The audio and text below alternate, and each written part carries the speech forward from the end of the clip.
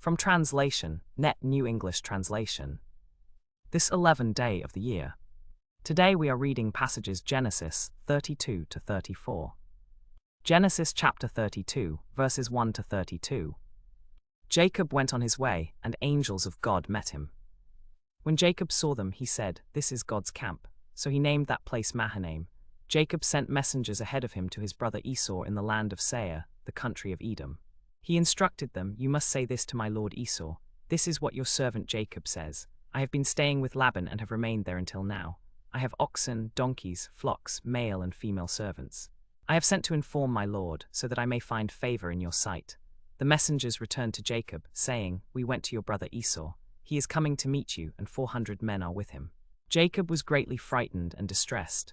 He divided the people who were with him, along with the flocks, herds, and camels, into 2 camps. He thought, if Esau comes to one camp and attacks it, then the other camp may escape. Then Jacob said, "O God of my father Abraham, God of my father Isaac, O Lord, who said to me, 'Return to your country and to your relatives, and I will cause you to prosper,' I am not worthy of all the faithful love and faithfulness you have shown your servant. For with only my staff I crossed this Jordan, and now I have become 2 camps. Rescue me, I pray, from the hand of my brother Esau, for I am afraid he will come and strike me down, along with the mothers and their children. But you have said, 'I will surely cause you to prosper, and will make your descendants like the sand of the sea, which cannot be counted because there are so many.'" So Jacob stayed there that night.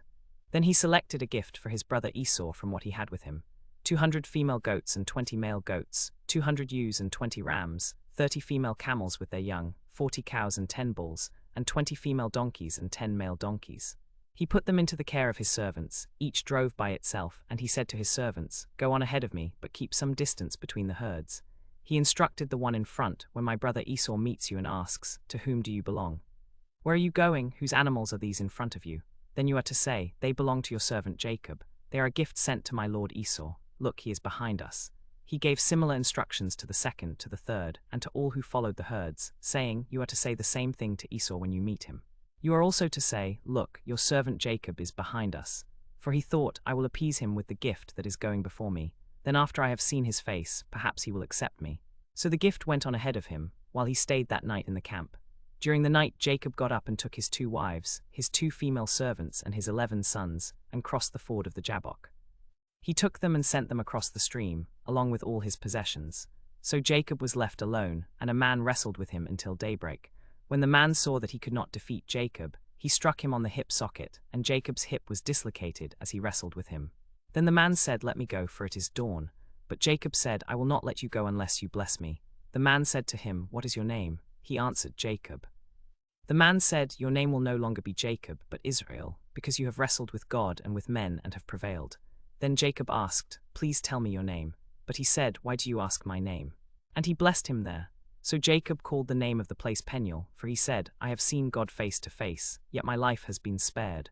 The sun rose on him as he crossed over Peniel, and he was limping because of his hip.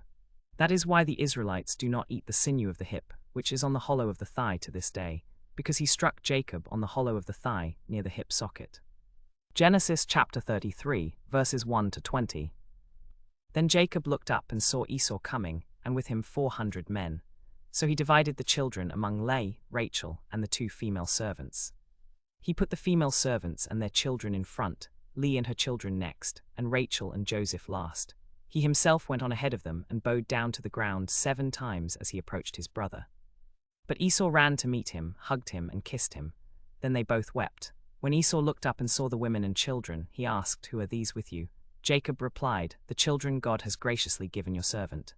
Then the female servants and their children approached and bowed down. Next Leah and her children approached and bowed down. Finally, Joseph and Rachel approached and bowed down. Esau asked, "What do you mean by this entire band I met?" Jacob replied, "To find favor in the sight of my lord." But Esau said, "I have plenty, my brother. Keep what you have for yourself." Jacob said, "No, please. If I have found favor in your sight, take my gift, because I have seen your face, which is like seeing the face of God, and you have accepted me. Please accept the gift I have brought you, for God has been gracious to me, and I have everything I need." So Jacob urged him, and Esau accepted it. Then Esau said, "Let's be on our way. I will travel in front of you." But Jacob said to him, "My lord knows that the children are young, and that I must care for the sheep and cattle which are nursing their young. If they are driven too hard for even a single day, all the flock will die. Please let my lord go on ahead of his servant. I will travel more slowly, at the pace of the livestock and children, until I come to my lord at Seir. Then Esau said, Let me at least leave some of my men with you. But Jacob said, Why do that? If I have found favor in your sight, my lord, then accept my gift. So Esau returned that day on his way to Seir, but Jacob traveled to Sukkot. There he built a house for himself and made shelters for his livestock. That is why the place is called Sukkot. After Jacob came from Paddan Aram, he arrived safely at the city of Shechem in the land of Canaan, and he camped near the city. For 100 pieces of silver he bought from the sons of Hamor, the father of Shechem, the plot of ground where he pitched his tent. There he set up an altar and called it El-Elohe-Israel. Genesis chapter 34, verses 1 to 31. Now Dinah, the daughter whom Leah had borne to Jacob, went out to visit the women of the land. When Shechem son of Hamor the Hivite, the leader of the region, saw her, he seized her and violated her. His heart was drawn to Dinah daughter of Jacob. He loved the young woman and spoke tenderly to her. Shechem said to his father Hamor, Get me this young woman as a wife. Now Jacob heard that he had defiled his daughter Dinah. But his sons were with his livestock in the field, so Jacob kept silent until they came in. Then Shechem's father Hamor went out to talk with Jacob. Jacob's sons came in from the field when they heard the news. Every man was enraged and very angry because Shechem had done an outrageous thing in Israel by having sexual relations with Jacob's daughter, for such a thing should not be done. Hamor said to them, Shechem my son longs for your daughter. Please give her to him as a wife, to marry with us. Give us your daughters and take our daughters for yourselves. You may live among us, the land is open to you. Live in it, trade in it, and acquire property in it. Shechem said to Dinah's father and brothers, May I find favor in your eyes, and whatever you say to me I will give. Ask me for any bride price or gift, and I will give whatever you ask for. Only give me the young woman as a wife. Jacob's sons answered Shechem and his father with treachery, because Shechem had defiled their sister Dinah. They said to them, We cannot do this thing, to give our sister to one who is uncircumcised, for that would be a disgrace to us. But on this condition we will consent to you. If you become like us by circumcising every male, then we will give you our daughters and take your daughters for ourselves. We will live among you and become one people. But if you will not listen to us and become circumcised, then we will take our daughter and go. Their words pleased Hamor and his son Shechem. The young man did not delay to do this, because he was delighted with Jacob's daughter. He was the most honored of all his father's household. So Hamor and his son Shechem went to the gate of their city and spoke to the men of their city, saying, These men are friendly toward us. Let them live in the land and trade in it, for the land is large enough for them. We will take their daughters as wives for ourselves, and give them our daughters. Only on this condition will the men consent to live with us and become one people.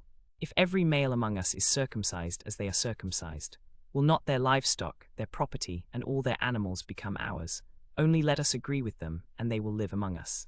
All the men who went out of the gate of his city obeyed Hamor and his son Shechem, and every male was circumcised, all who went out of the gate of his city. On the third day, when they were still in pain, 2 of Jacob's sons, Simeon and Levi, Dinah's brothers, each took his sword and went boldly into the city and killed every male. They killed Hamor and his son Shechem with the sword, and they took Dinah from Shechem's house and went out. Jacob's sons came upon the dead bodies and looted the city because they had defiled their sister. They took their flocks, herds, and donkeys, and everything in the city and in the fields. They took all their wealth, little ones and wives, and they plundered everything in the houses. Then Jacob said to Simeon and Levi, You have brought trouble on me by making me odious to the inhabitants of the land, among the Canaanites and the Perizzites. I am few in number. They will gather themselves together against me and attack me, and I will be destroyed, I and my household. But they replied, Should he have treated our sister like a prostitute?